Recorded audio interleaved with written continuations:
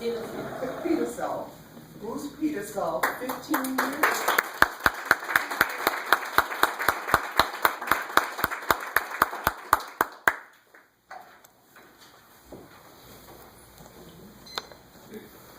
H. Jackson Brown once said, "In the confrontation between stream and rock, the stream always wins, not through strength, but through perseverance."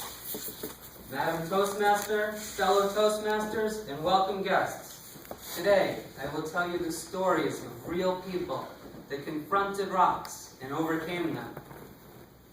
I met Manfred a number of years ago. He was my wife's grandfather. And at the age of 19, he traveled to China to follow a dream. Along his journey, he faced many rocks. And with each one, he faced it head-on and overcame it. The first rock that Manfred faced was at the age of 15, when his father died suddenly from an illness. And then a few months later, when he was restricted from attending school, he faced these rocks and went around them by finding a job to help support the family. The next rock that Manfred faced was at the age of 19, when he was imprisoned. One day, over the loudspeaker, he heard, "Braunschweiger! Manfred Braunschweiger! Report to the front gate!" He feared the worst and was shocked when he saw his mother waiting outside in a taxi. When he got inside, she said to him, "Take this ticket and we will reunite in America." Manfred's mother faced a rock and sold everything she owned to get him that ticket, and she was thrilled to see him go to China.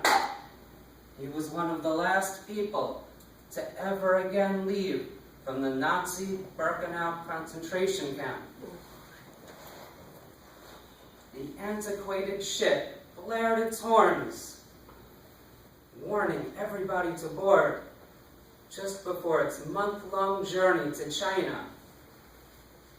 After arriving in China, just some of the rocks that Manfred faced were not knowing how to speak a word of Chinese, not knowing a single person, being forced to live in a ghetto with time restrictions on his movement, and not having a penny in his pocket.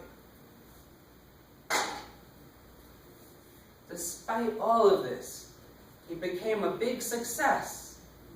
He fell in love while in China and got married there. He also started a very successful business that sold products such as jams, mustards, and fruit drinks. Manfred became a success by every definition of the word, and eventually achieved his dream by reuniting with his family in America. After coming to America, he faced many more rocks, but each new rock seemed like a tiny little pebble after his previous experiences. Raise your hand if you've ever faced a rock.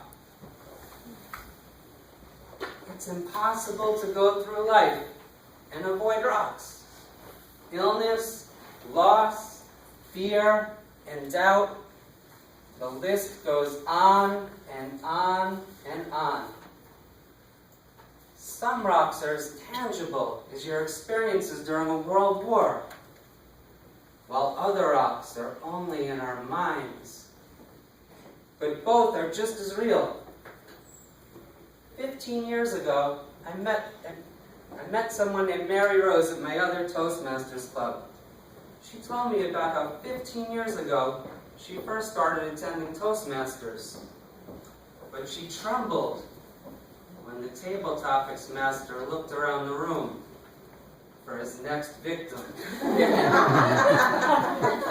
Her heart felt like it was going to beat out of her chest. And she never signed up to give her first icebreaker speech. And eventually she dropped out for the next 13 years. Mary Rose's rocks were fear and doubt, and they beat her. When I met her 2 years ago at my Toastmasters Club, we got her to participate in table topics this time. And the more she did, the easier it became. After a few months, she signed up to give her first speech.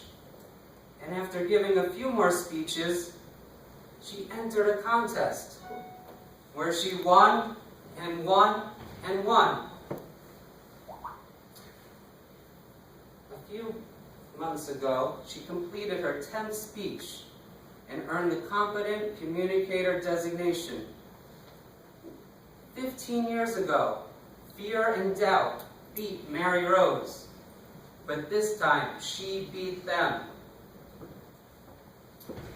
Vincent van Gogh once said, "If you hear a voice within that says you cannot paint, then by all means paint, and that voice will be silenced." The voice that Vincent van Gogh was talking about is the rock of self-doubt, the most common rock that most people face is self-doubt. This rock kills more dreams than failure ever will. Although some things may seem impossible, the real failure is avoiding your rocks. Because when you face your rocks, you realize there is nothing to fear.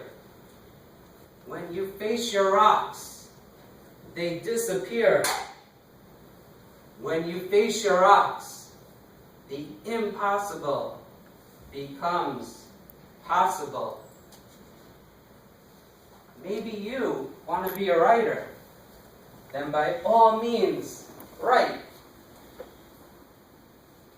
Maybe you want to run in the marathon.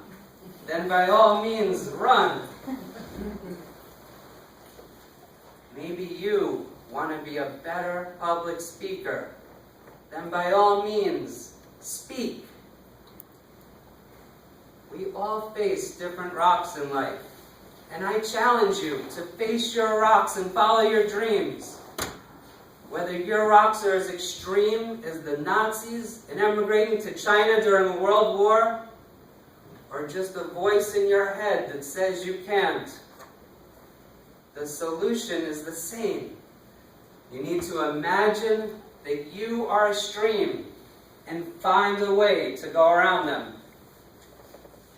And just remember that even slowly dripping water eventually smashes through all rocks.